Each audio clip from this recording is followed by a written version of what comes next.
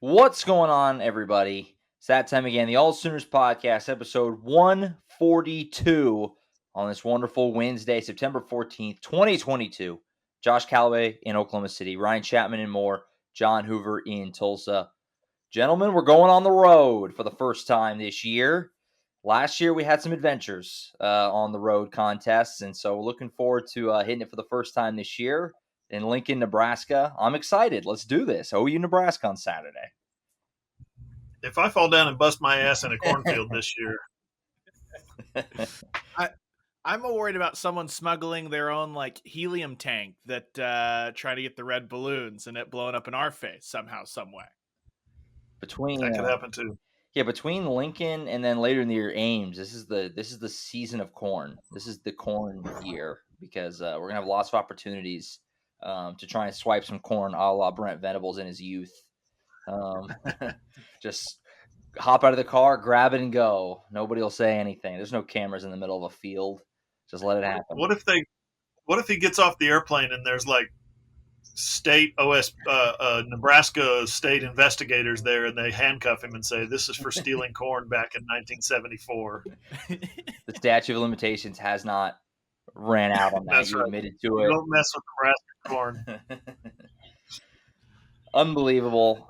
Excited to get up there. I've never been up there. Ryan has attended a game there before, who you've covered the games there before. I've never been up there to Lincoln and actually a game at Nebraska. Obviously, I've been in Nebraska. We were in Omaha for two full weeks, a month, basically, just a few months ago. So I'm familiar with the state. But as far as Lincoln goes, never been up there. So looking forward to it. It's going to be a lot of fun.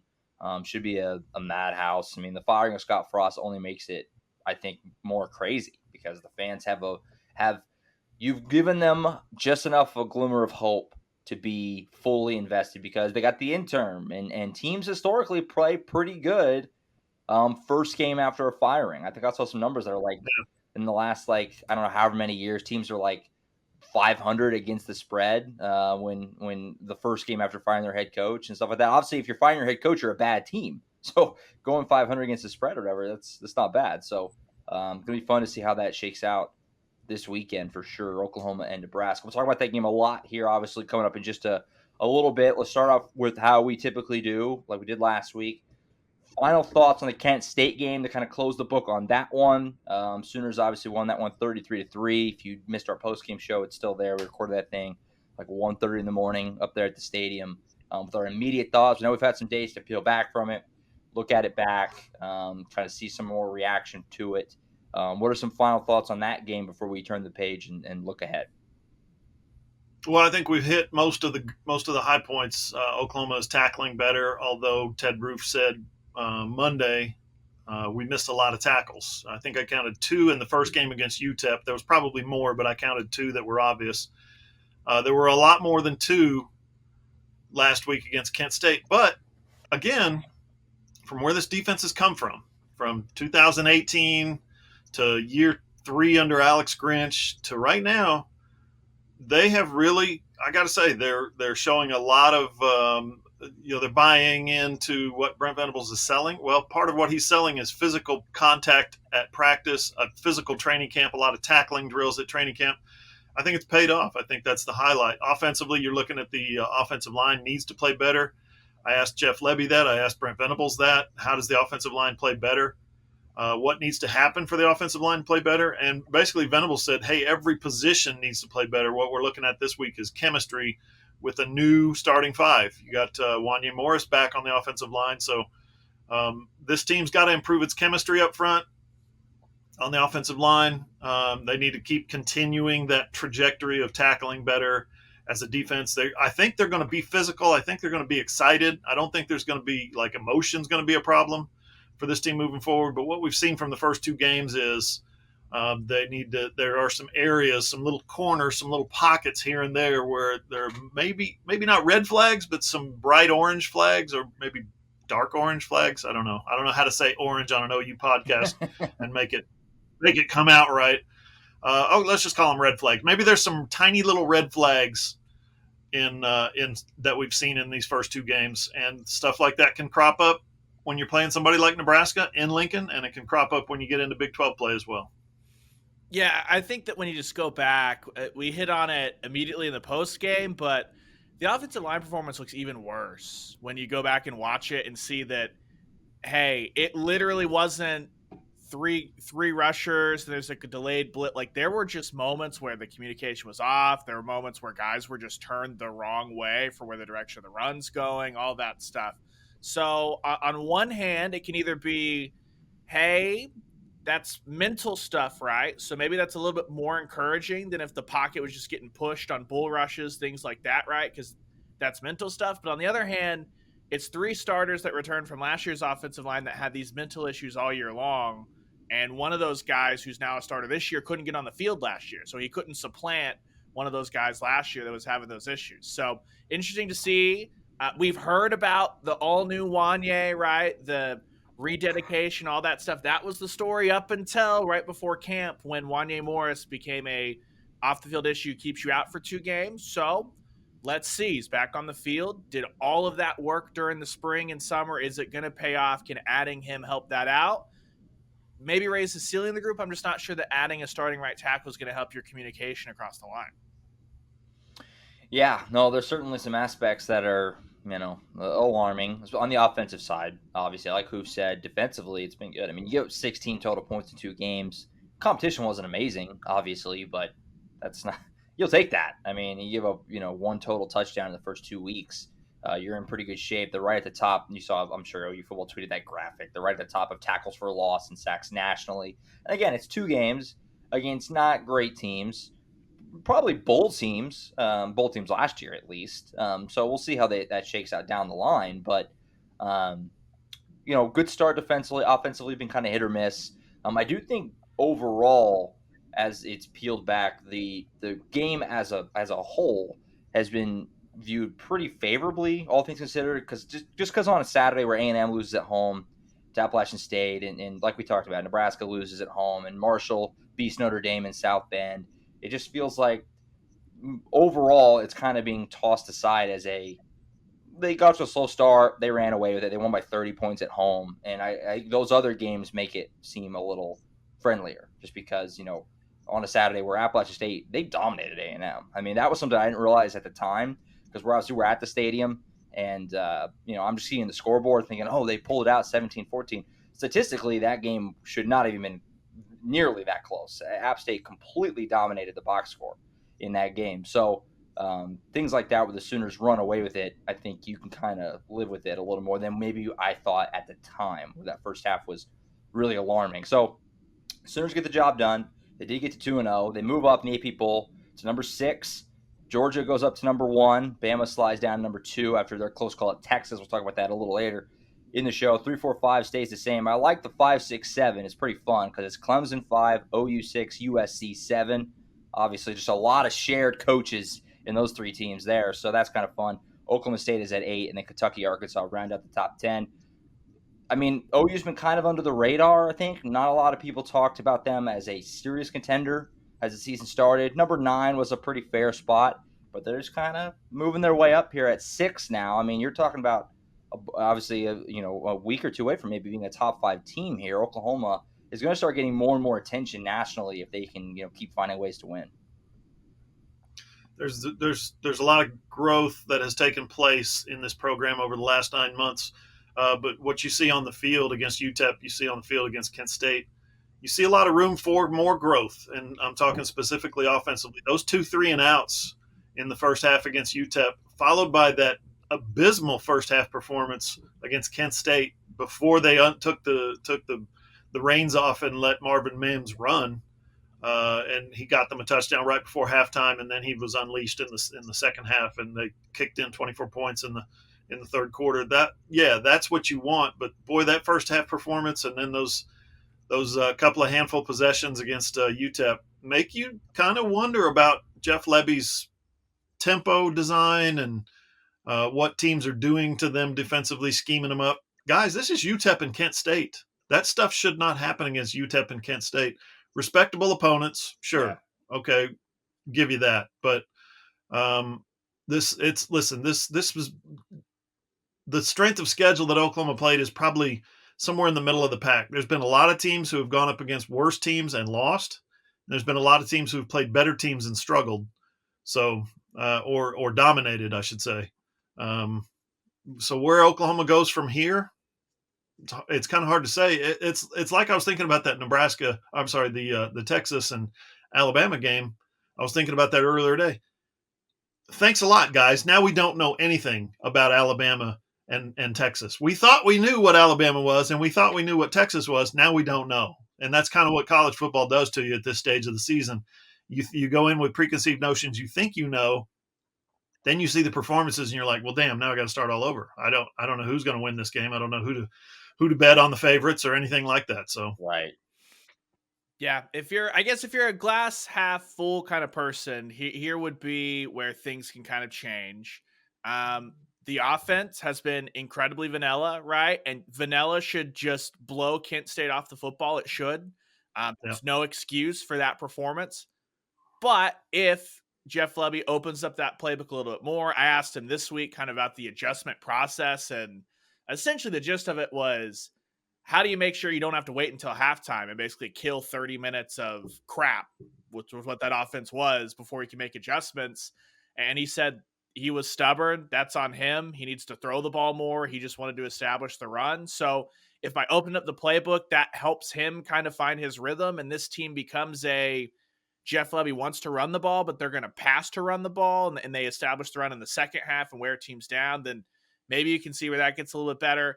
I think the other side of that too, though, is that the defense, as good as it's been, everything that Hoove said earlier, they've done nothing as far as like, this is the Brent Venables uber aggressive, dial up the blitz, we're going to send stuff from different spots. All like, this has been straight up, we're going to rush the defensive line.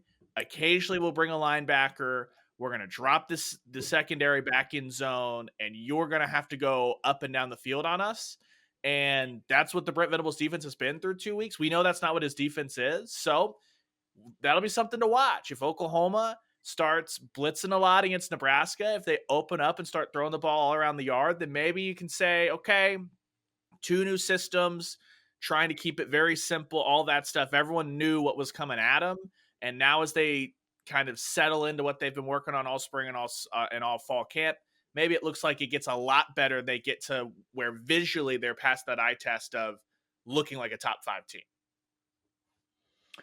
Yeah, no, I mean, there's a lot to be proven, obviously, and they'll get that chance very soon. Schedule picks up a lot here in the next 4 weeks. I mean, I don't know what Nebraska or TCU really are, but they're both games on the road against, semi-quality at least teams. Kansas State coming in, we've talked about that before. Then you got the Texas game. So next 4 weeks, we're going to learn a lot. If Oklahoma's 6-0, I think they've figured something out. You're not going to limp your way to 6-0.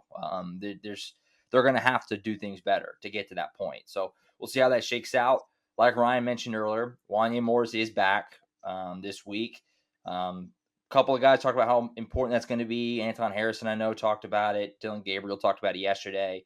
Quick to acknowledge that Tyler Guyton, they chose their words carefully, not to say that Tyler Guyton didn't do a fine job, but they're excited to get Wanya back. He was a starter for a reason on that, initial depth chart. So they get him back this week.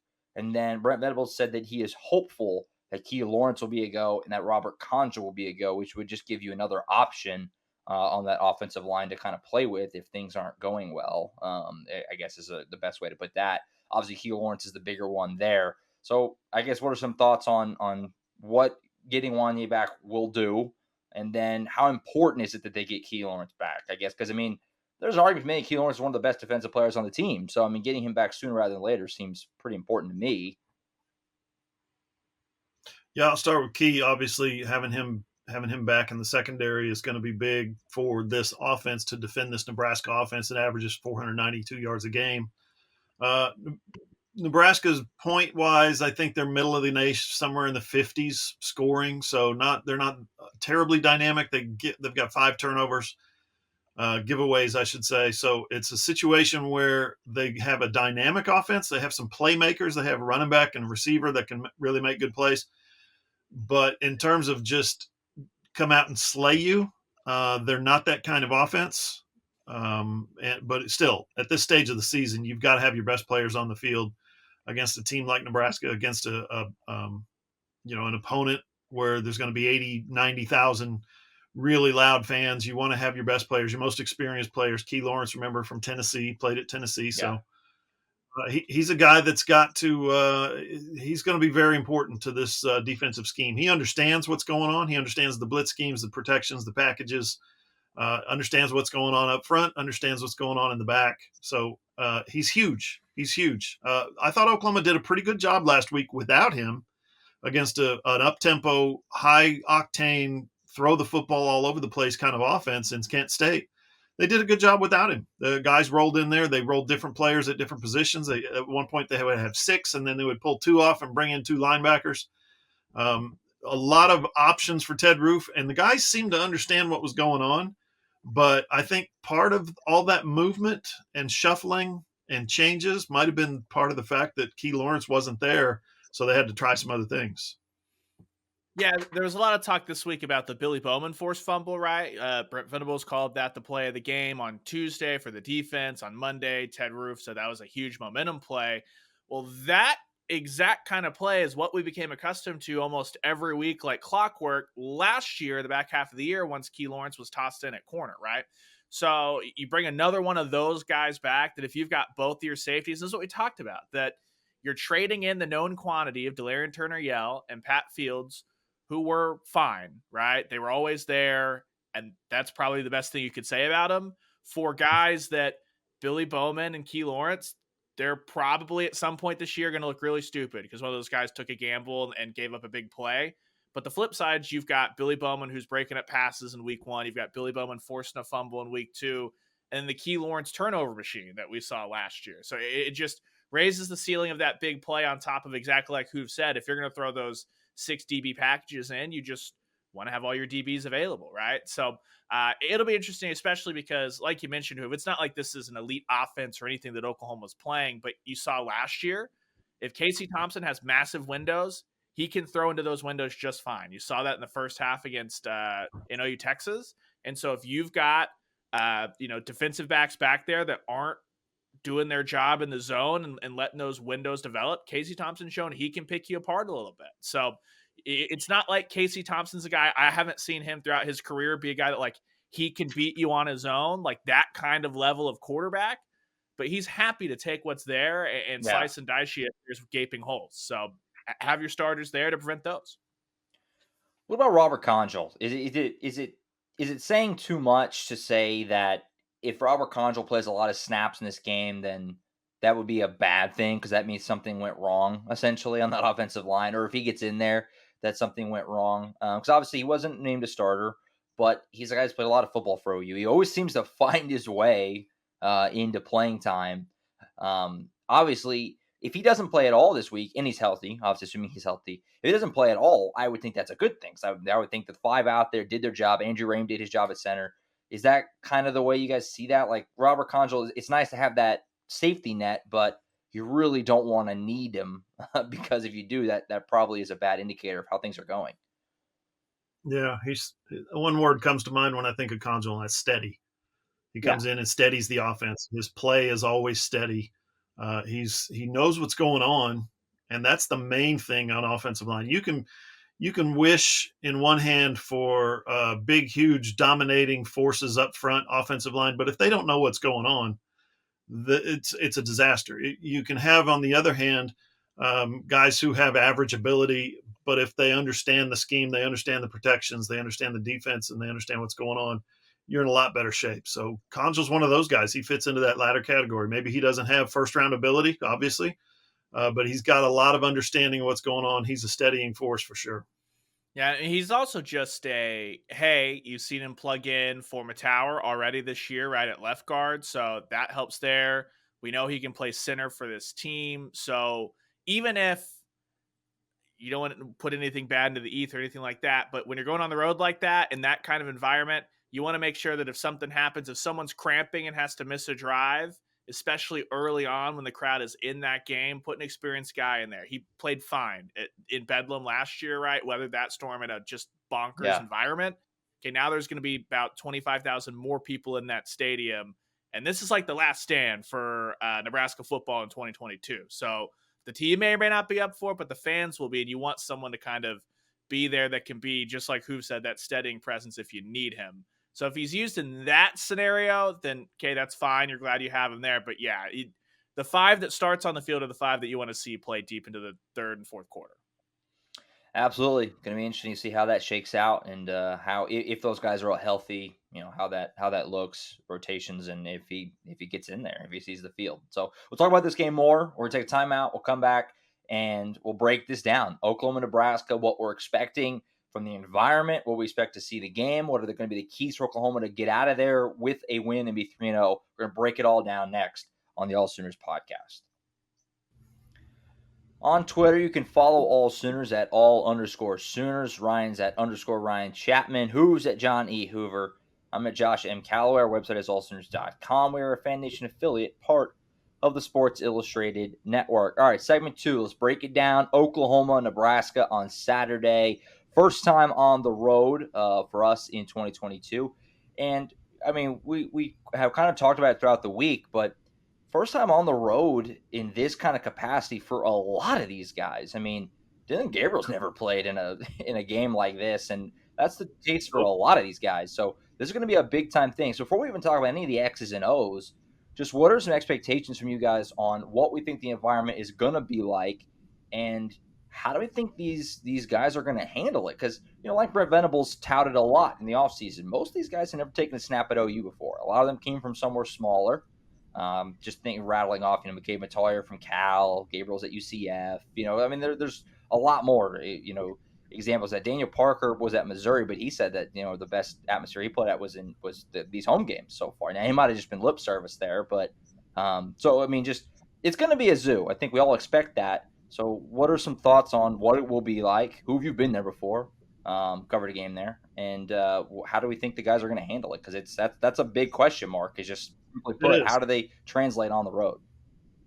That's going to be my one big thing for Friday on the website is how do they handle the road pressure, their first real road environment. Josh, when you say we're going to be on the road, our first road game, you're not talking about the team. You're not talking about the Sooners. You're talking about all Sooners. Yeah.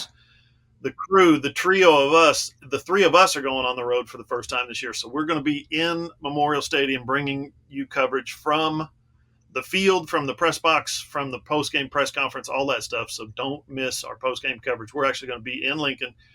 Got the parking passes today via UPS. Got the credentials confirmed yesterday. Got the hotel confirmed yesterday. We're going to have boots on the ground, as you say.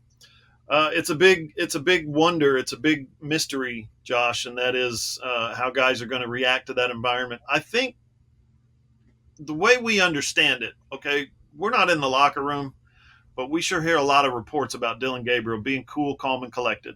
Everybody around him says that. So I don't think it's going to be a real big problem. He's not going to be flustered, I don't think, by the crowd. Things change, though, when you step into a new environment for the first time. All that stuff goes out the window. It can change. So I look for Oklahoma to struggle a little bit in terms of their communication. They did pipe the noise in at practice this week. Wow. They didn't do that the first 2 weeks. So it was some weird noise. They said they were playing some Super Bowl from the Rams Patriots Super Bowl from a few years ago. They were playing some background noise, and players were getting annoyed by the loop. They kept playing the same sounds over and over again. Yeah, that would be awful. Maybe that sounds awful. That sounds awful. Maybe it's part of the distraction process to get guys to focus in and not worry about that loop. If you're hearing that loop, that means you're listening to the crowd noise and you're not doing what you should be doing. You're not looking at the coach. You're not listening to the players, whatever it is. So there's going to be some bumps in the road in their experience this week.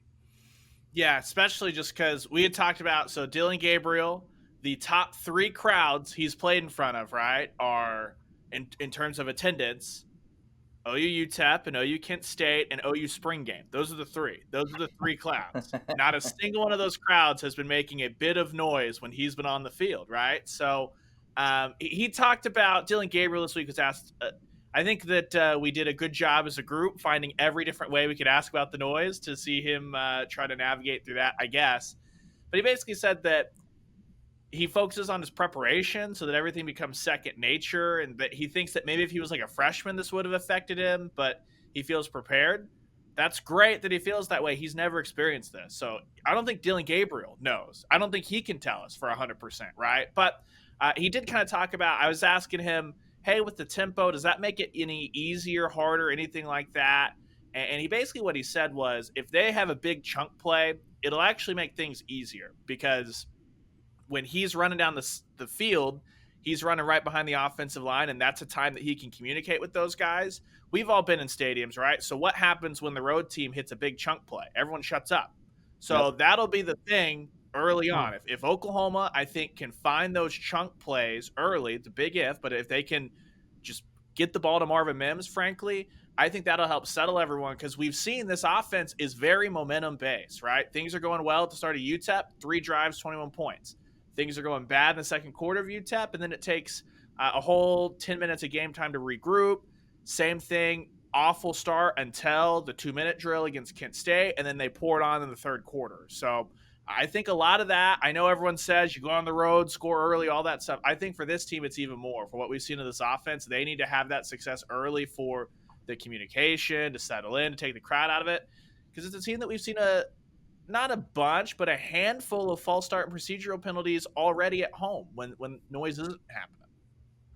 Yeah, Dylan Gabriel, it was funny because he was asked about playing in rivalry games, and he talked about he's like they're different intensity, stuff like that, and he was asked like, who is UCF's rival exactly, and he said USF, South Florida, the war on I-4, and it was just kind of, there was like this weird almost awkwardness of like, yeah, man, that's nothing compared to what this is going to be like. And he kind of knew that. Everybody kind of knew that, but we kind of just let it be. And like Ryan said, he's never been in anything like this. And his personality would seem to be one that's going to handle it well. But I mean, we don't know. We're not Nostradamus. I mean, he's never done it before. So we'll have to wait and see. But it's should be fun, should be wild. And as Brent Venables talked about, Nebraska fans are maybe the most loyal in the sport. I mean, we talk about what they produce on an atmosphere level for what is been just a really not a good product for a while now. They continue to bring it, and they continue to do what they can. They played a lot of close games. We talked about that before. They do have a habit of hanging around. They don't win a lot, but they do have a habit of hanging around. They don't really get blown out very often. So it's going to be interesting to see how that shakes out. Before we get into like keys to the game and stuff, what do we think about Brent Venables talking about? Go ahead, Ryan. Last thing on the atmosphere too. Obviously, people have talked a lot about Scott Frost is fired, new momentum, all that stuff. Like, Nebraska's also bringing back a couple of national champions. They're not just honoring one national championship team; they're honoring 2 national championship teams this weekend, right? As far as the games that they have on the schedule at home, this is the last one that's already pre-sold out, right? So, personally, I think a lot of why Trev Alberts pulled the trigger is to make sure that the rest of them get sold out, because the streak is all Nebraska football has right now, the sellout streak. Again, OU Nebraska is always going to bring it, right, as far as the atmosphere goes, but it sounds like the Cornhuskers are trying to, as much as Joe Castiglione did this last year, right, of pour in all this extra history to make that weekend special in Norman. Nebraska's holding serve, and for like product of the team, it should just be absolutely bonkers. I expect it to be more atmosphere-wise akin to the earlier 2000s, where this thing had been closer to being played every year than as opposed to maybe even 05, 09, stuff like that. Venables described it on his coach's show on Monday night as they welcome you, they pat you on the back, they tell you how great you are, they smile at you, and then when the game starts, it's a snake pit. They're booing and they're right on top of you, and it's just, make you feel good. Hey, welcome in. We're glad you're here. Now we're going to stab you in the back kind of feeling. The thing that I would worry about if I were the Oklahoma coaching staff and try to get the players to focus on is that, yes, the crowd noise is going to be something maybe a little cranked up this week. Number one, it's Oklahoma. Misty's is going to be buzzing on Friday night, the prime rib steakhouse joint that Switzer goes to. Hopefully Switzer gets to go this year. The town itself is going to be buzzing. Oklahoma's coming to town. So everybody's going to be out of their minds. The other thing is they just fired their coach. They just elevated an assistant coach to interim coach. the crowd is going to say, guys, we've got 10 straight losses of games that were decided by one possession or less, one score or less. Let's see if we can get them over the top. Let's see if we can get them over the hump, and maybe we can influence this game. That's what 85, 90,000 Nebraska fans are going to be invested in doing this week. So as throaty as they are, as loud and obnoxious as they can be during the game, I think they're going to crank it up this week. That's going to be something for the staff to keep an eye on. What about Brent Venables talking about those 2000s games, yesterday's press conference? I mean, he has the unique ability, obviously, to talk to his team and to try and articulate what this rivalry was like, because he was on the sidelines for some of the biggest ones, at least in the modern recent history. Some of the 2000 game, the 1-2 in Norman and stuff like that. He got emotional talking about it a little bit. It's what you could tell that, and I said this on the wrap yesterday, but you could tell the rivalry kind of means something to him, and coaching, being the head coach in this game is significant for him. So I don't know if that helps. I don't know what that translates to on Saturday, but you're certainly on a team that's got a lot of new players and the coaches that are a lot of new coaches and all that stuff. You have a head coach that knows what he's walking into. He knows what this rivalry is like. And I think that can only help you. I mean, you would think, at least. I was really surprised. I was taken aback by his pauses yesterday. Yeah. One, you start talking about the 2005 game. Brent's mother died the Wednesday before that game. So you expect that. You expect, pause and voice breaks and has to compose himself. Totally expected. The one that caught me by surprise was when he was talking about regrets in 2000, about how he is ashamed today because he didn't celebrate the victory over number 1 ranked Nebraska. He didn't soak it in the way he phrased it. He didn't acknowledge the moment. He was laser focused on getting some sleep so he could get up at 4 a.m. and start game planning on K-State the next day. That was something that, as you get older, you have kids, your kids grow up, your relationships that you form. I think he's recognized, and I think for a head football coach at a place like Oklahoma to pull back the curtain and reveal themselves as vulnerable like that, I have regrets, I'm ashamed of myself, that kind of thing. Guys, that's I don't know, speaks to the fan base, I think it speaks to the media. The cynics that were assembled in the crowd yesterday, we all looked up like, what's he doing? Yeah. Like, what is going on with Brent? Oh my gosh, he's about to cry. We were shocked. And so imagine now, if you're a player and you're invested in what he's saying and you're in the red room and he's telling you something about his past or this or that, and he starts that stuff, the waterworks start flowing. Imagine how hard you're going to play and how hard you're going to practice and prepare that day, whatever it is. So he's got something cooking, because, and I think that moment, as innocent as it was, I think that moment really reveals something about him that we don't get to see out of a lot of coaches. Well, and that's the first time we've gotten to see that out front, right? So if you watch the OU DNA on ESPN Plus, or we had saw the videos right after the UTEP win of him being emotional in the locker room, and we had gotten a chance to ask those guys about that. Danny Stutzman was asked after the UTEP game what that means, right? To see a guy like that. And Danny just took a minute, smiled, and he just turned to us and he's like, I will run through a wall for that man. You know what I mean? It was the stereotypical, but you could tell that in that moment, Danny Stutzman was like, that's my coach, right? And I think that speaks to, we've talked all offseason long that what does the team buying in and being one unit mean in terms of, is that adding a win, a loss? What does that do? We have no idea, but it's the first time we've been able to probably see out front, this is the capability that Brent Venables has. And that is why by the time we talked to guys in February, they were already totally bought in. And so I think it's just fascinating. And it's just, any coach that takes the Oklahoma job is going to talk about how Oklahoma is a massive job and it has a huge place in college football history and all that stuff. But it's different when it's a guy that's coached in this profession for 30 years, hasn't been a head coach, right? A lot of that by choice of him being content to stay a defensive coordinator, but it just kind of gives you another window. He said again after UTEP, He was touched because the Joe Castiglione, Joe Harris, didn't have to hire him. It's Oklahoma. They can hire whoever they want. And so it meant something to him. You saw that. And now the other thing, too, is it's not just Brent Venables that's speaking to that in the locker room. Curtis Lofton, he's on the Soul Mission. You know what he's going to be talking about? Yeah, Nebraska was a big freaking deal when we played them, right? Yeah. Rufus Alexander, he's the guy that Brent Venables specifically named in the press conference when he talked about the 2005 game. He's in that locker room, right?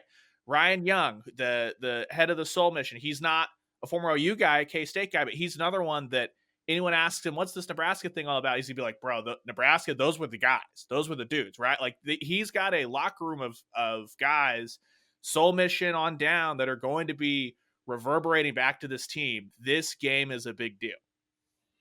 Yeah, I was really struck, too, by Brent Venables is a well-documented psychopath. And I mean that in a good way in terms of the time he puts in and the hours he puts in and preparation each and every game week. That's now. And he's talking about how dysfunctional that he feels like his mindset was then. So to think about how insane it must have been for him then, if he's looking at himself now in 2022 saying that was ridiculous, because by most people's standards, he's ridiculous now. So it just shows you how committed he is, how hard he works, how bad he wants it, and all that stuff. So it's not, I mean, it's so just painfully obvious why players would want to play for him and you know, all that. I mean, it's like the easiest thing to see in the world. So pretty cool. If he was that psycho back then, and I say psycho in a good way as well, if he was that laser focused on being able to communicate his desire to get started on the game plan immediately after the game just ended, I can tell you this. I'll just give you a little insight. Back in from, I'd say, 2004 to 2011, showing up every Tuesday night after practice, kind of like we do now, only Venables was the defensive coordinator. Brent would come into the interview room and do interviews, 10 minutes, 15 minutes, 20 minutes. And then after the interviews were over, he would sit there and talk to us, continue to tell us stories or ask us questions or engage us in conversation. Sometimes these went for like an hour, you guys. So imagine how busy he is, how focused he is. He's got Wednesday night film or Tuesday night film to break down. He's got a Wednesday night practice to lay out for the next morning. He's sitting there talking to us for an hour. So, guys, he was, what was it, 20 minutes late to his own press conference yesterday? Yeah. What was he doing? Why was he late? He was having a coaches meeting, and he was telling them about the importance of Nebraska and breaking down film and being on time and all this other stuff. And he was late to his own press conference. That's the first time in all the years I've covered OU football that has happened. Ryan, go ahead and break in, Ryan. Completely invested. This is fun. Love that. Welcome to the joys of live podcasting. It's 12:42 p.m. on Wednesday. This tweet was sent out by ESPN's Pete Thamel at 12:38, so 4 minutes ago. Sources: the SEC has directed Georgia and Tennessee to not play their home-and-home non-conference series against Oklahoma. OU obviously hosting Georgia in 2023. Their return trip is slated for 2031. OU and Tennessee were supposed to play in the 2020 season. That game got canceled and booted down the line. OU and Tennessee still have one on the slate in 2024. Why does that matter? Oklahoma and Texas are supposed to enter the SEC in 2025. Josh, why would Oklahoma not need to play Georgia in 2023 and Tennessee in 2024 if those are supposed to be non-conference games? Yeah, I mean, it sure implies that, this move could happen next year, right? I mean, that's the obvious, because Oklahoma, I mean, it's basically telling, especially the next year one is the biggest one to me, because it basically is telling Oklahoma and Georgia, hey, it's September of 22. I'm giving you a full year. We're trying to make this happen. You're going to want to find another opponent. So that's huge. Yeah, give them a full year's notice. That's good. That's what a big league does. That's what a big league does, is give their teams plenty of notice to make plans. This is looks like it's coming down, and I believe we said a long time ago, guys. I believe we said long shot out of this at 23, 24, 25. The long shot is 25. Yeah, right. The slightly longer shot is probably 23.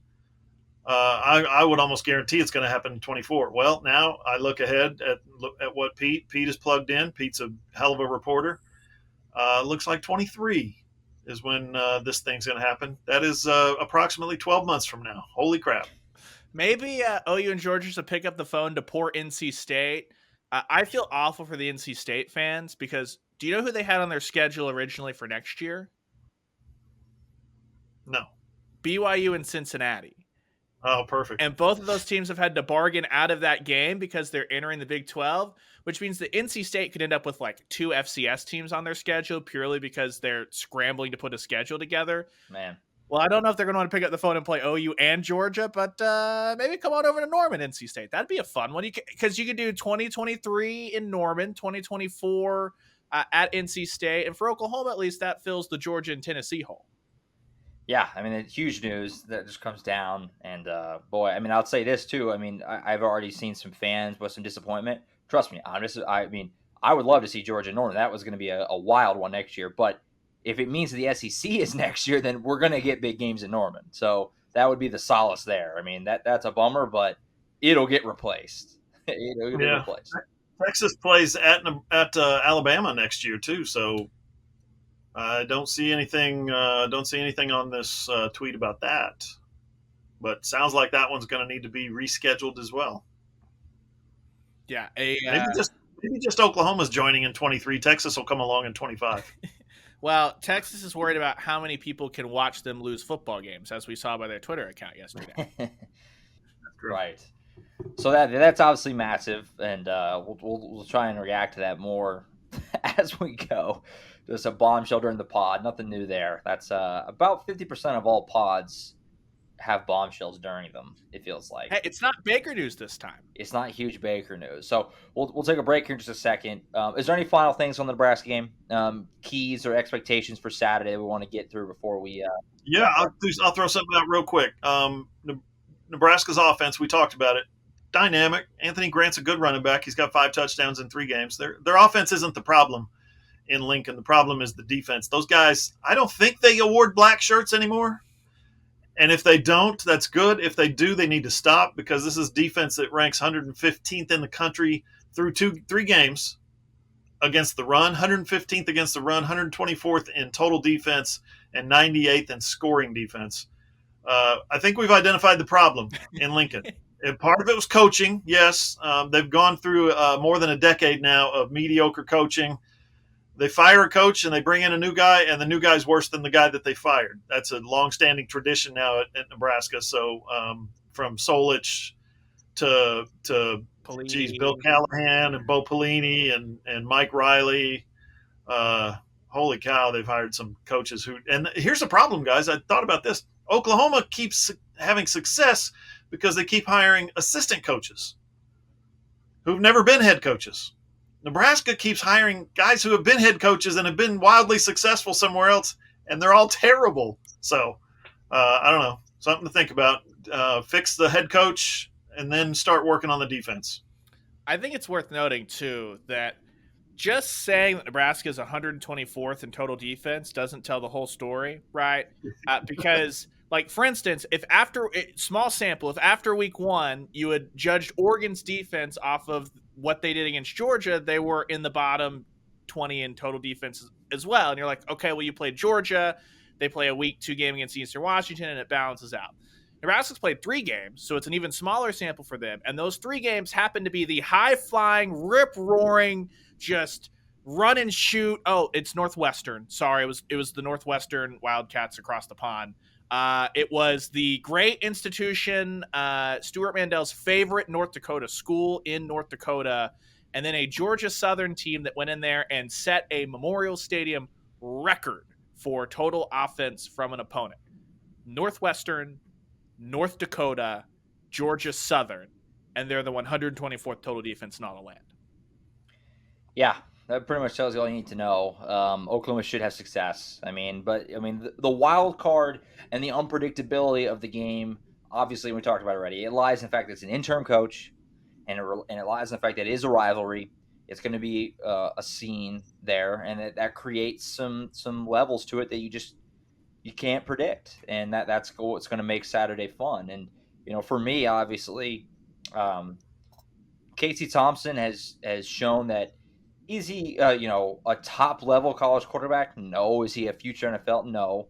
But he's good enough, and he can move enough to give you problems, and he did for a long while last year in the shootout. We were there at the Cotton Bowl, so he's good enough, and he's slippery enough, and he's athletic enough that he can pose a challenge. So if Nebraska can move the ball and score some points, that's going to be good news for them, obviously. So we'll see how that looks. I'm excited. Oklahoma should roll, but that's the beauty of college football. That's the beauty of rivalries. You don't know. you don't ever know. So going to be fun, and we'll have our official game picks on AllSooners.com on Friday with our final score predictions and all that good stuff. So keep an eye out for that as we lock them in. You had Nebraska winning this game before the season started, so I expect to see Nebraska on your game pick on Friday. I am reserving the right to change my mind. We'll see. You got a couple more days to mull it over. So we'll see what that looks like on Friday with our game picks. All right, we're going to take a timeout here. We'll come back. We talked about it last week on the show that we were going to learn a lot about the Big 12 last weekend, and I think we did. We learned a lot about a few teams. We'll talk about what we now know about the Big 12 going to this weekend, and we'll also talk about Week 1 of the NFL a little bit. Baker, first game in Carolina. Kyler Murray and Jalen Hurts start their seasons, as well as obviously a slew of other guys. We'll break it all down and react to it next on the AllSooners Podcast. Final segment of the AllSooners Podcast, episode 142 on this Wednesday, September 14th. Send you on your merry way here into week 3 of the college football season. Hoop stepped out. He's jumping on that bombshell news. So Ryan and I will finish up the show. Just insane, man. This has happened a lot. This is back-to-back. Hey, everyone.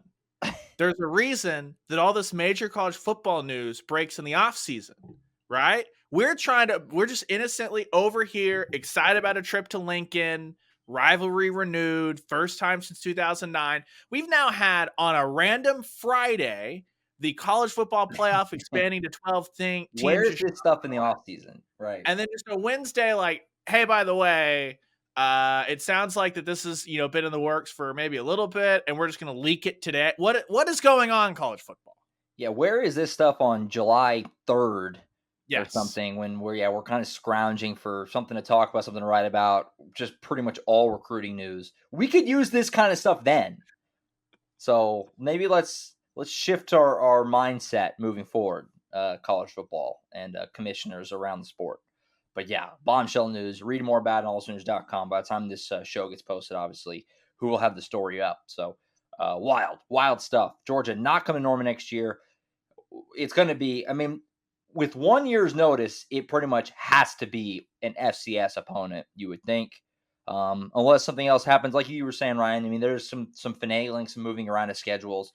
So maybe OU will luck into somebody. Obviously, BYU did have a bunch of non-conference games that they had to cancel because they were an independent. So they had just 12 non-con games because they're all non-con games for them. So maybe try to scoop up one of them. We'll see. So that was a week 2 battle, Saturday, September 9th. Right. That's when that was slated. So currently OU has Arkansas State coming in on September 2nd, and they head to Tulsa on the 16th. Right. So, yeah. My initial thought was actually, could we get Bedlam in there? But I looked at OSU schedule, and they have Arizona State scheduled for the 9th. So, that's kind of boxed in. But I don't know. It'll be interesting to see what Oklahoma does with that open date. That's how you get stuck with Western Carolina.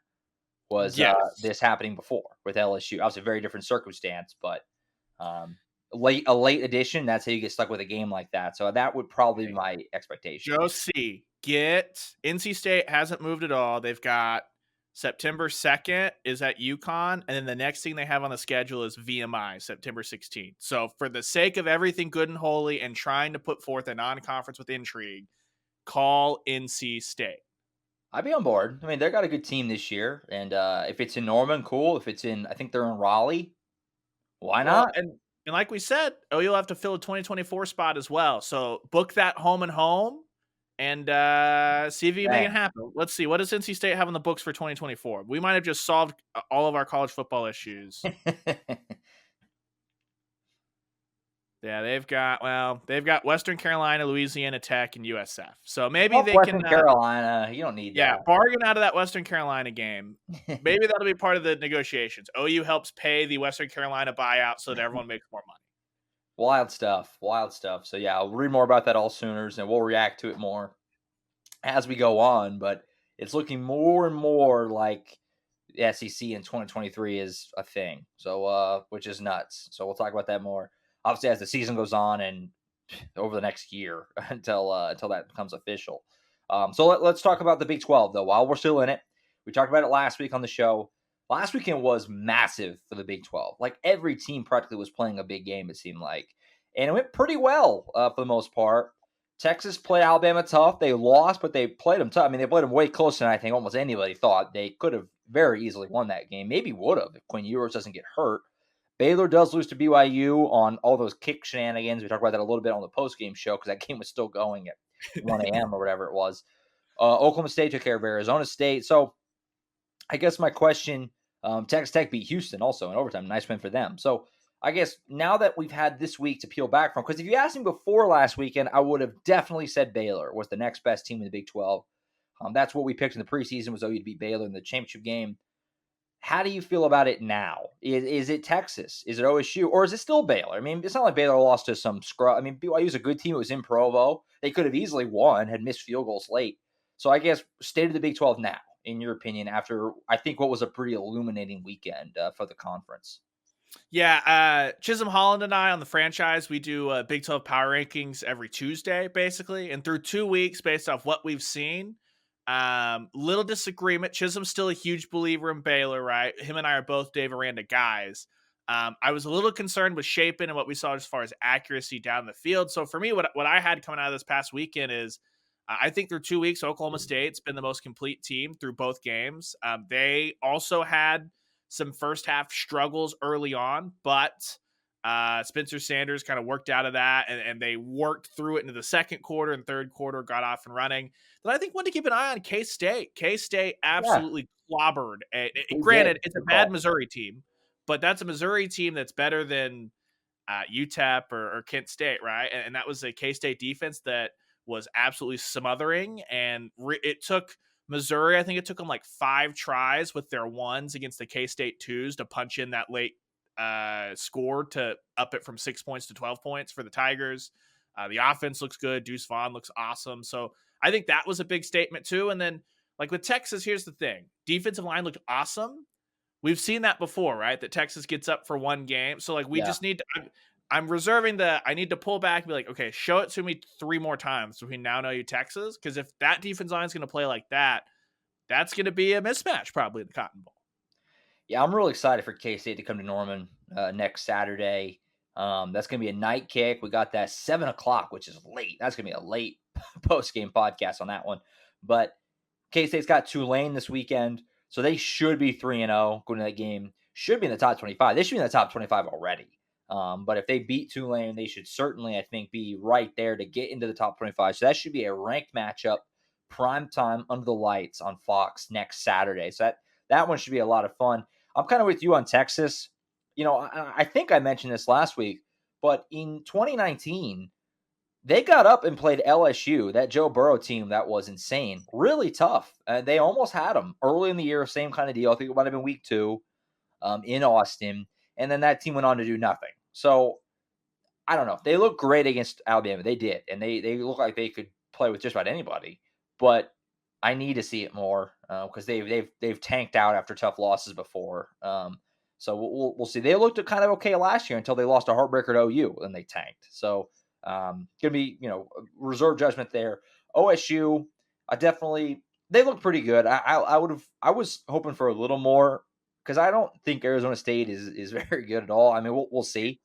And then Baylor at BYU. I mean, I'm not totally convinced that Oklahoma State wouldn't also lose in Provo. So I guess for now I would still have Baylor, but Baylor, OSU, Kansas State, Texas are really. I mean, it's a hodgepodge right now. And Texas Tech, give them credit for beating Houston. That's a nice win for them in overtime. So Big 12's looking tough, and there's not a lot of gimmies. West Virginia stinks. We know who's not number one. That's West Virginia. Neil Brown needs a big win. He needs a big win soon. Seat. If Neil Brown is still coaching whenever Oklahoma comes there in November, that's a win for him. Because right now you lose at home to Kansas. If you lose at home to Kansas, the natural question is, what games do you win? Where are your wins on the schedule? If you're losing at home to Kansas, that's tough. Tough scene. And shout out Lance Leipold. Getting a road Big 12 win. Nice. Does Lance Leipold like corn? Important question. There's a slew of Big 12 coaches that are candidates for that Nebraska job. Because I think you throw Kleiman and Matt Campbell in there too. It'll be a test. It'll be the big test of the SEC and the Big 10 are about to have way more money than everybody else. So will you leave a better situation for money? We'll see. On the K-State game, just real quick, 2 weeks from now, Clemson Wake Forest is also playing. That's at 11 a.m. on ABC. And then CBS has the 2:30 game, Florida and Tennessee. Those are the only two ranked matchups currently. Okay, Arkansas and A&M. Sorry, that's the night game. Had to scroll down. But if A&M loses to Miami this week, that might lose a little bit of shine. OU K-State might be one of three ranked games. It'll be interesting to see if they get anyone in the form of the big noon set or game day to come along. Because like the 11 a.m. slot on Fox is Michigan, Maryland. I was surprised by that. Yeah, I was surprised by that. I mean, I guess they just didn't want Oklahoma big noon kickoff 2 weeks in a row, but Michigan, Maryland is not it. So I was a little surprised by that for big noon kickoff for sure. Because I think a lot of us mentally kind of penciled that in as a very big noon kickoff candidate. So whenever it was a night kick, it was like, oh, wasn't expecting that. So we'll see. Totally didn't mentally register that would have been OU on big noon 2 weeks in a row. So interesting to see though what a spotlight game day does, because they've gone to places where, hey, even if it's the CBS game, right, the 2:30 CBS game, they'll take game day there. But if any dumb stuff happens, like it could be one. It should be one of three ranked matchups if A&M loses to Miami this week. Yeah, I mean, your other options, I mean, Florida, Tennessee is CBS. So, I mean, you're looking at likely the games that ESPN has that weekend are not the best. So, we'll see. Who knows? Could luck into it. Certainly some candidates later down the road that they're probably considering too, Baylor, Bedlam, but who knows? If your hand is forced, your hand is forced. So that'll be fun to watch. Big 12 slate this weekend is not as hefty. Not a lot of huge games. Big 12 should be pretty successful this weekend, I would think, before conference play starts next Saturday. Let's flip over to NFL on the way out here. NFL Week 1 is in the books. If you want a recap of how all you guys did, it's there for you. That's every single week. We have that as soon as the NFL on Monday mornings, recapping how everybody did. It went so-so for OU guys in general. Kyler and the Cardinals got blown out. It wasn't really Kyler's fault. He didn't play poorly. He didn't play great. He did throw a touchdown to Marquise Brown, but their defense couldn't stop anything. I mean, Mahomes went absolutely nuts. Jalen Hurts played pretty well in a big Eagles win. Obviously, a lot of the attention was on Baker against the Browns, and first half was not so good. Second half was a lot better. They lose on a heartbreaking, I think it was a 58-yard field goal for the Browns rookie kicker to beat the Panthers at the buzzer, which is a heartbreaker for Baker, but not a bad start for him. And what's just not a very good Panthers team. We talked about that when he got traded there. It's going to be really hard to win because it's just, they're just not that good. They just don't have that good of a roster. Yeah. So we'll see how that shakes out. But what are some the big takeaways from Week 1 in the NFL for the OU guys? Yeah, unfortunately, I think a lot of the takeaways are it's not necessarily their fault, but like OU news, they're playing SMU. They just filled it in with SMU. Sorry to cut you off. That came out of nowhere. It's a home and home with SMU too. In 2027, though, the return trip is not till 2027. So there's still a 2024 game to. Does Tanner Mordecai still have eligibility? What a time! Is that an SEC Big 12 battle by that point? 2027 might be Big 12 SEC challenge. It's coming hot and heavy today, so that'll be fun, I guess. Oklahoma stays recruiting in the DFW area, despite the fact that they won't be playing at TCU every other year, so it puts SMU on the schedule. that should be fun. Especially considering, like we said, I mean, we were sitting there going, is it are you getting Arkansas Pine Bluff coming in, right? Someone like that. So at least SMU is kind of building something there. That'll be interesting. Man, what a time wild afternoon. What a time for scheduling news today. Wow, this is some live podcasting at its finest. So, Oklahoma versus SMU will replace the Georgia game next year, and then Oklahoma returns the favor and goes to Dallas in September of 2027. You know that the SMU AD is like, whoa, you are so screwed. You're coming, big boys. It doesn't have to be in 2024, but you are coming. Man, okay. Well, do you have any final thought? I kind of cut you off there in NFL thoughts. You want to wrap up your NFL thought before we get out of here? The end of this show has been completely hijacked by scheduling news. My goodness. We have just fired a cannon. And by the way, real quick, last thing on the scheduling thing. So the SEC announced the future schedule adjustments. The SEC announced it. They announced it in 2023 and 2024. And they put OU on the graphic, which again, it's Georgia, Tennessee, and OU. And these are schedule adjustments for 2023 and 2024. It's just weird. You know what I mean? One of those things of just, could this be nothing? Sure. But we've seen the Big 12, as they've brought in the new 4 teams, they're pimping those guys out on social media like it's nobody's business. They don't care about lawyers, contracts, buyouts, all that stuff. They've been very upfront that crap's getting paid and those guys are coming in next year, right? Your Mark is visiting those campuses. This is like the first time since the announcement that the Oklahoma and Texas are joining the SEC. It's the first time I remember seeing just Oklahoma on SEC official graphics and things like that since that announcement. So it's just weird. Anyway, Baker's line stinks. They had no clock management. Yeah, I was gonna just real quick because we just got a release from OU. I was gonna this is from Joe C. We recognize the original excitement hosting Georgia next season, traveling to Knoxville in 2024, and the short-term disappointment this news may bring, but the circumstances obviously dictate a change to our schedule. The good news is that future SEC schedules provide a reasonable rotation whereby Georgia and Tennessee will come to Gaylord Family Oakland Memorial Stadium. We will also play on those great campuses. We're grateful to fill the Georgia scheduling gap with the series against SMU, a program that has won 25 games over the last 3 seasons. Special thanks to SMU AD Rick Hart for his cooperation during this shift in scheduling. So, boom, Oklahoma was all over this. Obviously, not a blindside to them at all. What a wild afternoon. But there you go. Okay, we can close out with NFL now. So we're trying to trudge through wild stuff. One more hole in the schedule in 2024. So OU, wait until the offseason to at least announce that being filled, as we said earlier.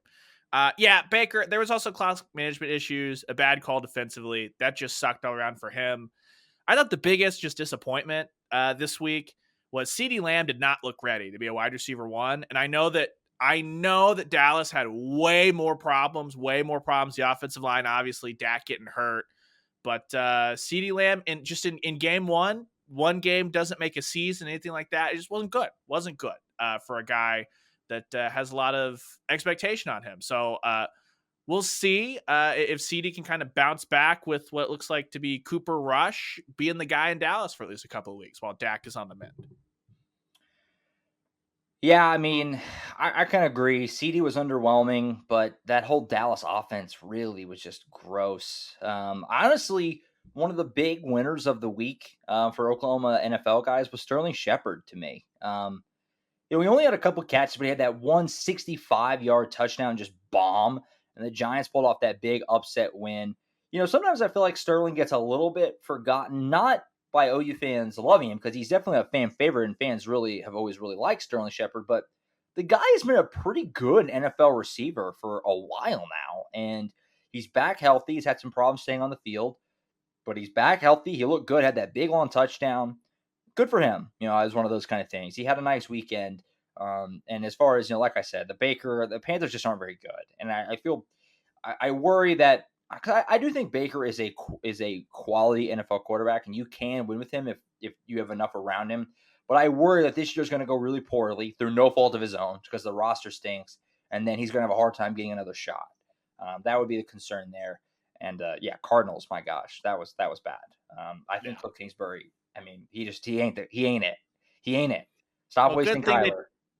Good thing they didn't just extend him and the GM in the offseason or anything like. Cliff, Keim, and Kyler all got their extensions last offseason. Yeah, I don't know. So we'll see how that shakes out. But rough start for the Cardinals. They probably had the biggest loss of anybody in week one, just in terms of you're expected to be a contender. You've got the Chiefs coming into your building. And we talk about a chance for a statement win in week one, and you lose by 23 points. Big yikes. Yes.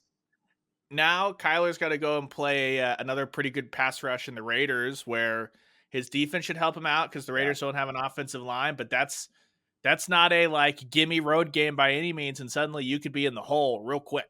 Also, shout out with the Giants too. Tony Jefferson, who I don't know if that many people realize is even on the Giants.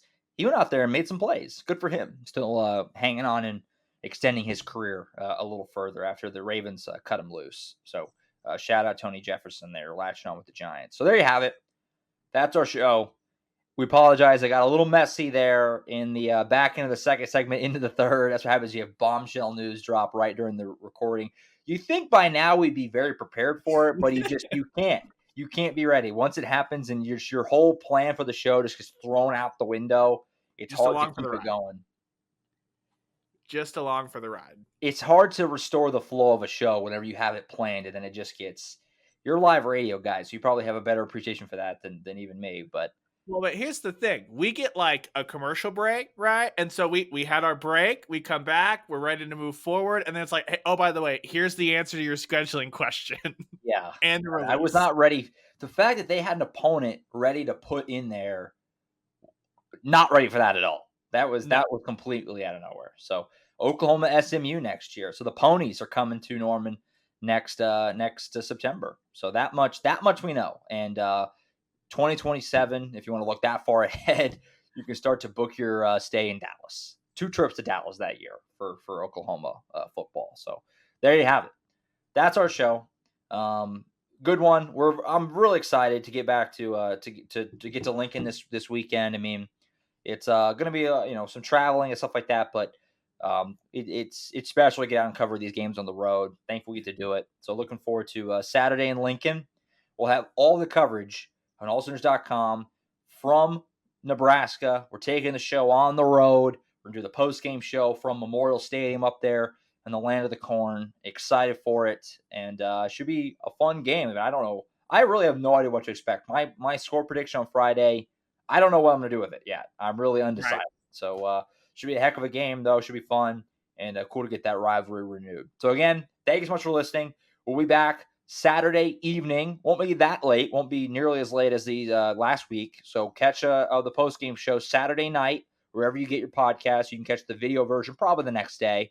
I imagine Hoover will want to drive home before uploading the video version on Sunday. But catch us after the game for our post-game reaction to Oklahoma and Nebraska. And, of course, we'll be back next Wednesday, same time, same place, recapping our final thoughts on the Nebraska game and looking ahead to the Big 12 opener with the Sooners welcoming in Kansas State next Saturday in Norman. So you can catch both of those shows, all the AllSooners podcasts on iTunes, Spotify, Google, iHeart, wherever you get your podcasts. If you have an Amazon-enabled device, just say, Alexa, play the AllSooners podcast. Also post on our website, AllSooners.com. You can click on the player list on your phone, your tablet, or your computer. So for John Hoover, who had to tag out for that third segment, and Ryan Chapman, I'm Josh Callaway. We'll catch you guys next time from Lincoln on Saturday. See you guys then.